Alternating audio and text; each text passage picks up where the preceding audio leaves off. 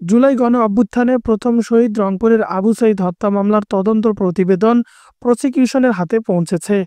তদন্তে ৩০ জনের সংশ্লিষ্টতার প্রমাণ মিলেছে। আজ ওই মামলার আনুষ্ঠানিক অভিযোগপত্র দাখিল হতে পারে। বৃহস্পতিবার আন্তর্জাতিক অপরাধ ট্রাইব্যুনাল থেকে পাওয়া তথ্যর বিষয়টি নিশ্চিত করা হয়েছে। এর আগে গত রোববার ১৫ জুন আন্তর্জাতিক অপরাধ ট্রাইব্যুনালের চেয়ারম্যান বিচারপতি মোহাম্মদ গোলাম মর্তুজা মজুমদারের নেতৃত্বাধীন বেঞ্চ রংপুরের বেগম রোকেয়া বিশ্ববিদ্যালয়ের শিক্ষার্থী আবু সাঈদ হত্যাকাণ্ডকে কেন্দ্র করে দায়ের করা মানবতা বিরোধী অপরাধ মামলার তদন্ত ১ মাসের মধ্যে শেষ করার নির্দেশ দিয়েছিলেন।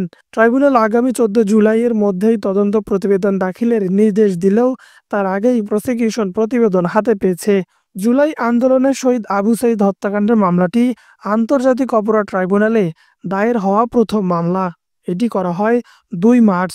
আবু সাঈদের মৃত্যুর পর সেই সময় আন্দোলন দ্রুত ছড়িয়ে পড়ে সারা দেশে, রূপ নেয় দাবানলে। একে একে বাড়তে থাকে মৃত্যুর মিছিল। তবে প্রথম শহীদের মামলা দায়ের করতে কেন এত সময় লাগলো, এমন প্রশ্নের জবাবে সে সময়ের চিফ প্রসিকিউটর মোহাম্মদ তাজুল ইসলাম জানিয়েছিলেন, আনুষ্ঠানিকভাবে মামলা না হলেও তদন্ত প্রায় শেষ পর্যায়ে পৌঁছে গিয়েছিল। এদিকে সরকার ১৬ জুলাইকে শহীদ আবু সাঈদ দিবস হিসেবে ঘোষণা করেছেন।